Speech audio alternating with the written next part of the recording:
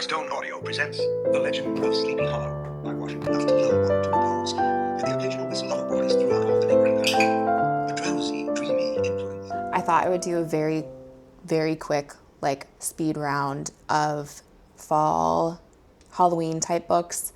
Some of them are cozy, some of them are scary. Yeah, just give really quick thoughts on them.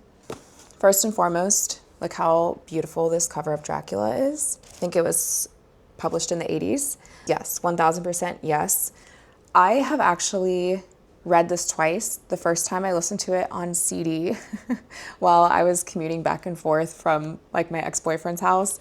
I think that was a really great first way to go through this book because it can be pretty slow in parts. It's all journal entries. The entire book is journal entries. But the second time I read the physical copy, and I think having the basis for the storyline helped me get through that with a lot more ease than I thought I was going to be able to. So definitely recommend. This is the OG. Well, I don't want to say that with certainty. I feel like this is the OG vampire book, but I'm sure there were plenty more vampire books and stories and oral history traditions well before the mid 1800s, or I guess the late 1800s.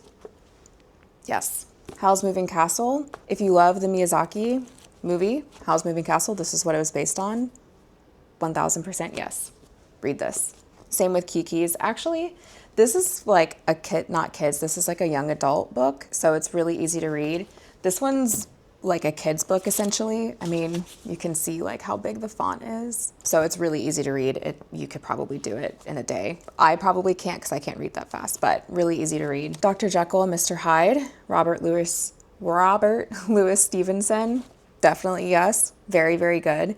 I've never seen any other media. I'm sure there's a movie for this. I've never seen it, but I just know the storyline of Jekyll and Hyde. I don't know, just from growing up. There's that restaurant in New York City that I went to a couple times as a kid. I just loved it because it was very creepy and kooky, and my family loves that stuff. So that's essentially how I knew the story of Jekyll and Hyde and what their characters were. But I loved this. I loved this. H.G. Wells, War of the Worlds. I did not love.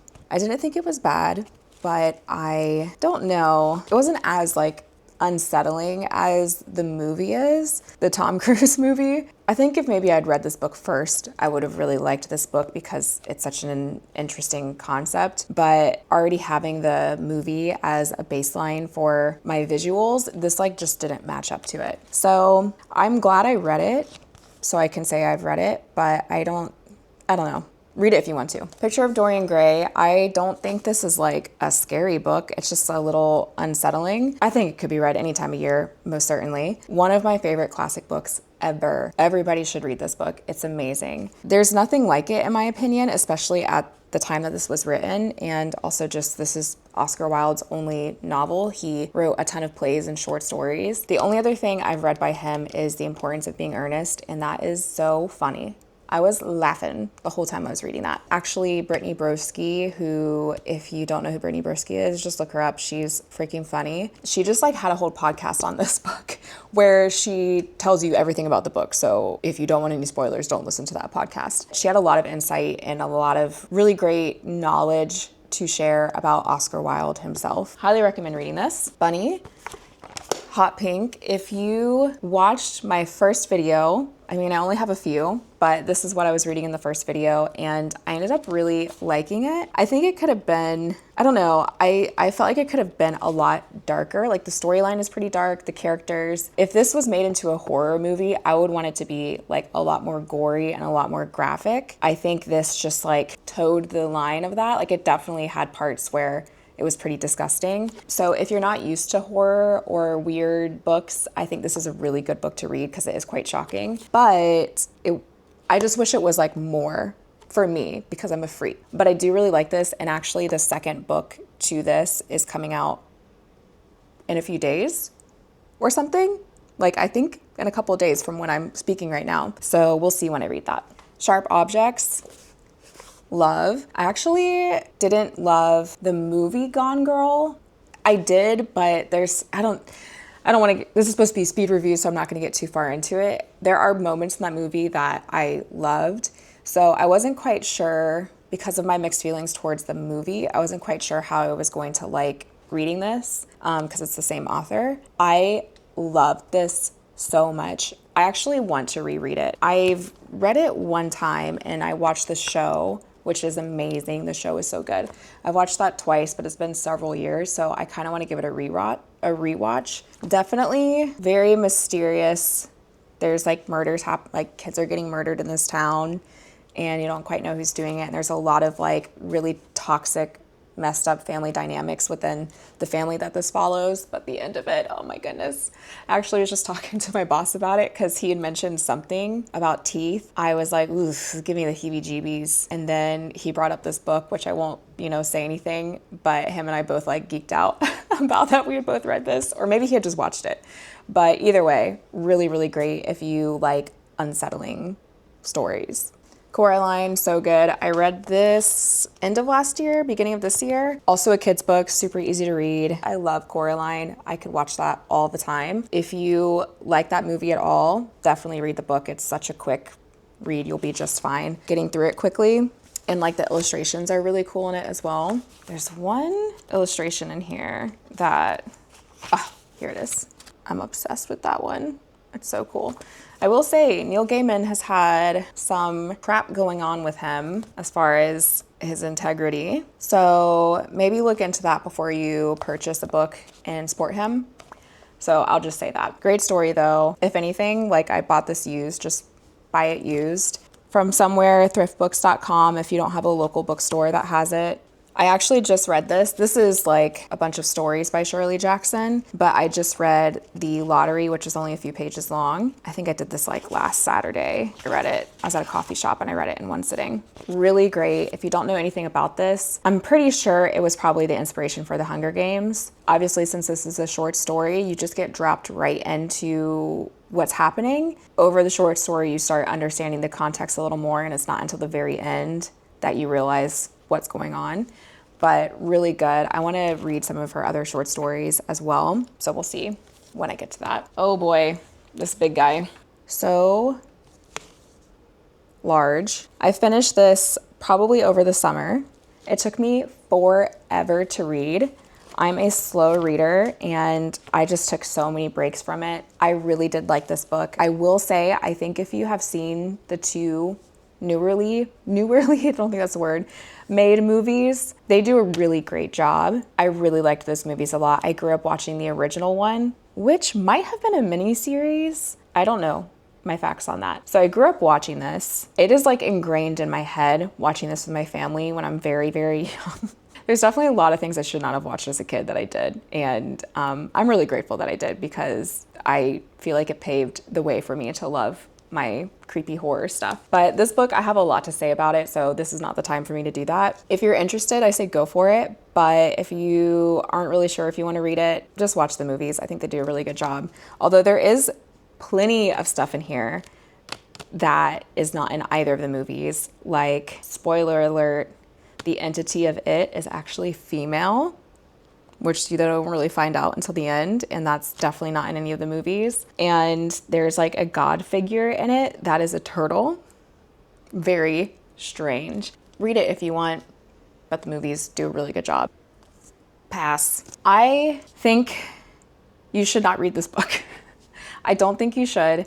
This is the sequel to Rosemary's Baby. I actually don't have my copy of that. I am letting a friend borrow it right now. Definitely read that book. It is amazing. It's so easy to read and has like the perfect amount of like freakiness to it. It is satanic, so if you have a really hard time with that stuff, like ritual things, that's what it's about. But I think everybody knows what Rosemary's Baby is about. Proceed with caution, but it's an easy read, really, really good. So read Rosemary's Baby. I don't think you need to read this. I read this out of curiosity. The reviews were really bad for it, but I just wanted to read it anyway.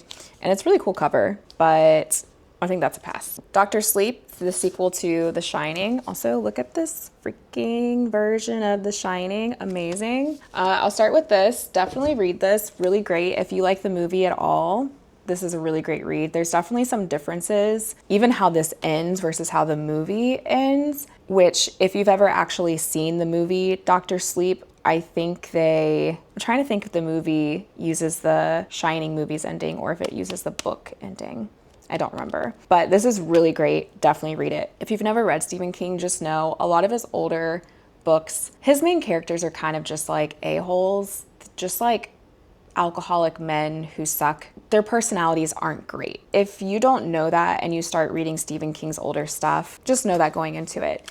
A lot of his newer books, like Dr. Sleep, you can see how much he's grown as an author. I also think he's sober now, and times are definitely different than they were in the 70s and 80s. And I think that really shows in how he wrote Dr. Sleep and the characters in it as well. Like the main character in this is the little boy from this when he's an adult, and you just really, really love him a lot. So just know that newer, more likable characters, older, everybody sucks, and main character's obviously losing his freaking mind, but really great. I definitely recommend reading these two. They are very different books, even though they're about a couple of the same people are in it.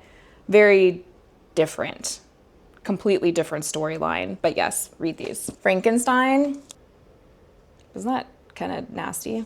But it's really cool. I want to reread this. The first time I read it, I kind of struggled through it. I will say there's this like pivotal moment where the monster realizes that he is a monster because people start treating him like that. And it was really, really sad. And he basically, all of the actions that follow, I kind of understand. The beginning's a little bit rough, a little slow if I recall, but I do want to read it again. It's been several years. It's probably been over a decade since I read this. So I think I might do that maybe next year, but I do highly recommend this. Just know it was written in 1819, I'm pretty sure. Mary Shelley. I think she was 19 when she wrote it on a dare with her fiance. I think she won because we don't even remember the name of her fiance. Let's go, girls. Salem's Lot. I just got this copy of it from the used bookstore. It's so cool.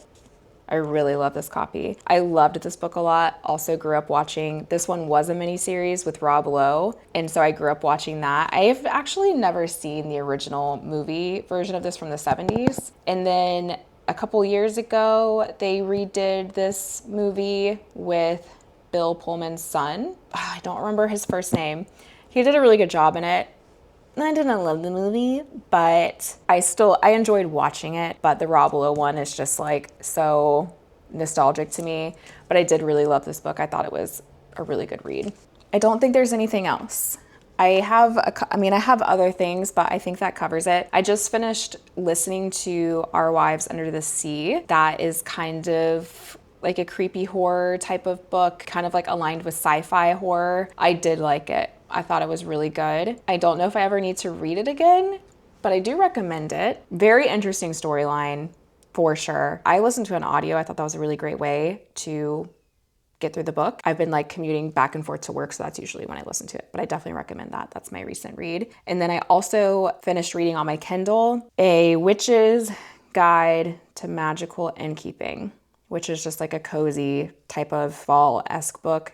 I think the name is kind of like clickbait, but I really liked the book. I thought it was really cute. The person who wrote it, I can't remember their name off the top of my head, did a really great job of like setting the scene in this very cozy inn and this like really tight-knit found family situation. So it was really good. I will say there's like a few like spice scenes in it that I personally was not prepared for. I normally just read sci-fi and horror and like old classic books. So I was like reading something, I was like, well, good heavens, my goodness. It wasn't like that much, but I think because I'm so used to reading books that don't really have that in it, it just caught me off guard, and I don't know. So disclaimer on that. It was really good, and she has another book that seems really similar, Secret Society something or other, that I want to read. So I did really enjoy that book, and I do recommend it if you want something cozy. With that, I am going to go to a coffee shop as per usual. 2 of my friends are working at the coffee shop today, and I really want to visit them. I'm so excited. So I'm going to do that. I think what I'm going to bring to read there is this book, The Halloween Tree by Ray Bradbury. I've been wanting a copy of this for a really long time. This isn't necessarily the copy I wanted, but it's the copy my used bookstore had, and I've never seen them have this. I've looked every time. I prefer a like more vintage version. This one is like early 2000s. I think it's a kid's book, But I like they have like these little illustrations. And I love Ray Bradbury. He is probably my favorite author. So I'm excited to read this. I think it'll be really easy to get through.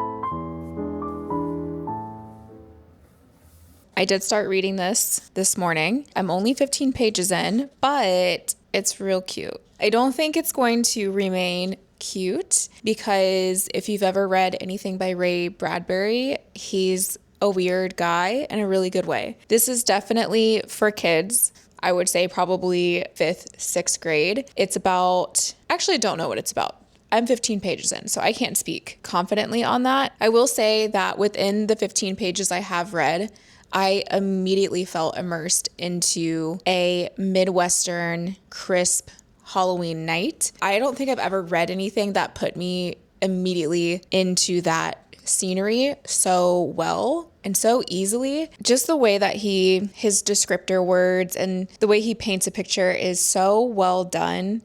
It seems to be about this group of boys, probably like 11 years old.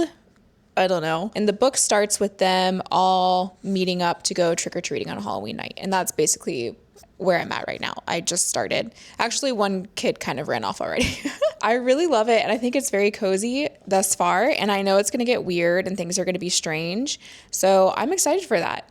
But honestly, if you're just not feeling Halloween and you want to, grab this book and read the first 15 pages. I think that'll do the trick. But anywho, I'm going to read this until it's time to go. Or until it's time for me to switch over my laundry and then I get distracted doing something else. And then it's time to go.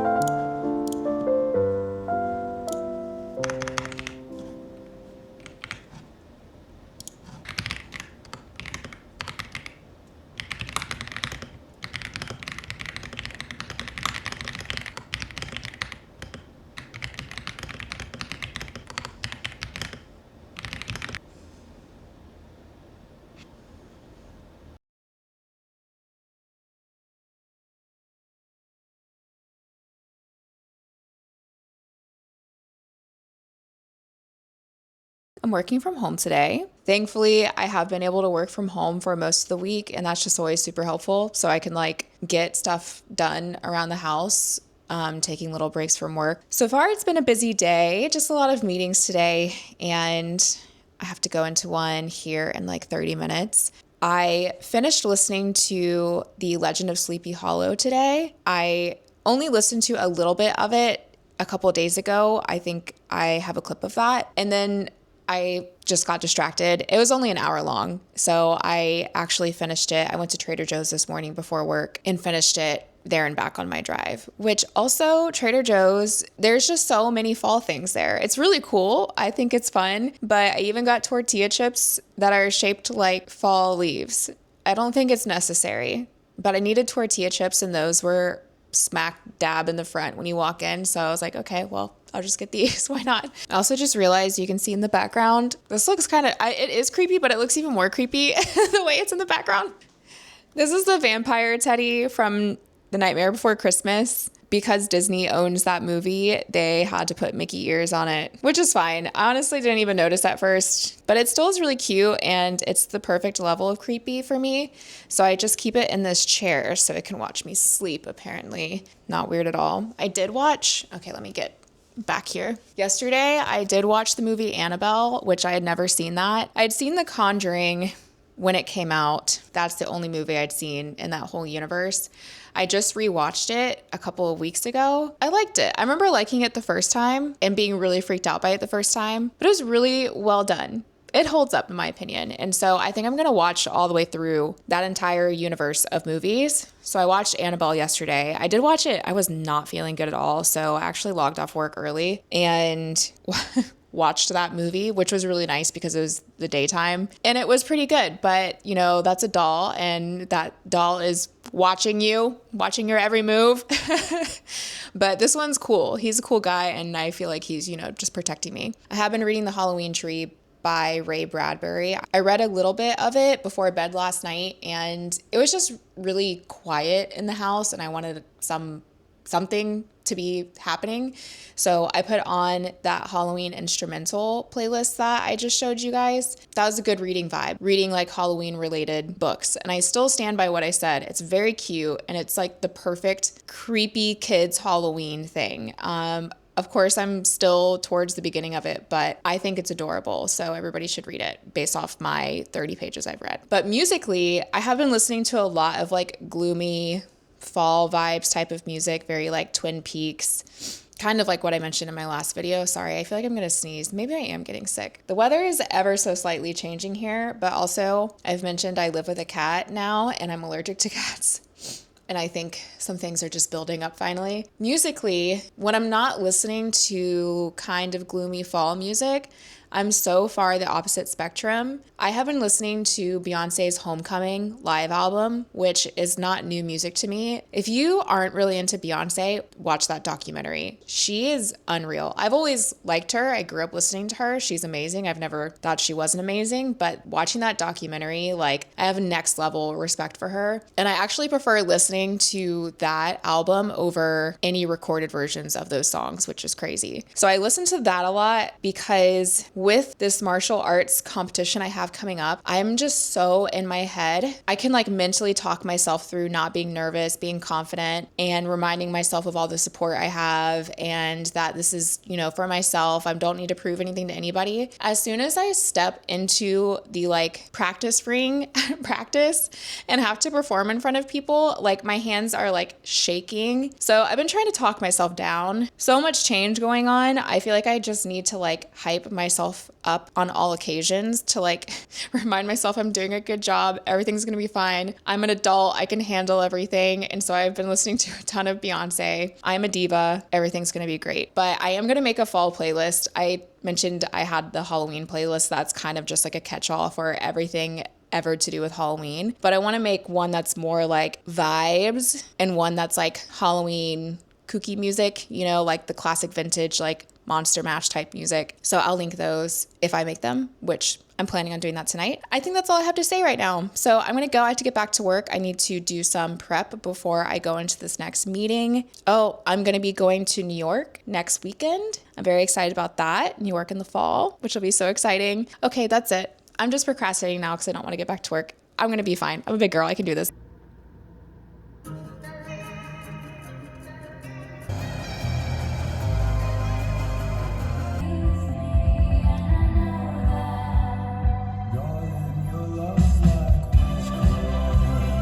I did my speed reviews of books and I realized I forgot one very important one, The Hellbound Heart by Clive Barker. That is the book that Hellraiser movies are based on. If you don't like those movies or are uninterested in those movies, you're not gonna like the book. The book is very on par with how they did the first movie, the original one, which I think is from the 70s. I don't have a copy of the book anymore because I gave it to a friend for his birthday a few months ago, and the cover is so cool. I'll try to pop an image of the cover that I had. I want to buy it again. I'm probably gonna purchase it off of thriftbooks.com. Oh, the other book I thought of kind of fall feeling is The Phantom of the Opera by Gaston Leroux. I don't remember the author. I had a copy of it a few years ago. I think I read it in like 2022. I honestly didn't love it. I love Phantom of the Opera, the movie, but I didn't quite love the book as much. It's not as atmospheric as the movie is. Obviously the movie, at least the Andrew Lloyd Webber movie, is iconic. The book does not give off the same vibe. I think it's really cool to read, so if you're interested, you should definitely read it, but I don't have a copy to show you, which is really sad. And the copies they had at the bookstore just weren't it. People were being so extra today. I also feel like I'm just like feeling some sort of way today. I'm PMSing and I can just feel it so intrinsically. It's also really hot outside and it's very like an oppressive humidity that shouldn't be happening this time of year. We had some nice weather, like nice-ish weather recently, but today I think that there must be like a storm coming in or something because it feels like you can just feel the pressure of the rain that's supposed to be here. People were just out today, like everybody's out doing stuff, including me. Everybody was driving like crazy people, and the local bookstore that I go to, they've always been really busy. There's not a lot of places in the Orlando area that have like a really good used book collection, and this place is all used books. But here's what I got. I got American Psycho by Bret Easton. Let me take these stickers off for $8. I got this cover. I got The Idiot by Elif Batuman. Elif Batuman? Never said her name out loud, I don't know. This next one I got, I have never heard of. I probably should have looked it up before I purchased it. It was 10 bucks, but I could not get over how beautiful this cover is. It's just gorgeous, and it's the same on the back. By Paul Anderson, the dancer from Atlantis. I read the inside cover, and it was in the sci-fi fantasy section. I don't really understand what it's about, so I just decided if I read it and don't like it, I think it's really beautiful. It'll be a beautiful addition to my bookshelf. I also got Orlando by Virginia Woolf. I thought I said that backwards. I've never read anything by Virginia Woolf, and I thought this was a really cool copy. I don't know when this was printed, but yeah, $8. Now this next one, 15 bucks. And I could not believe this cover. Look at that. She looks awesome. So cool. I'm actually normally not a hardback book girly. I 90% of the time prefer soft back. Is that what it's called? Soft covers, soft back? Doesn't sound right. But this cover is so cool and I love it as a hardback.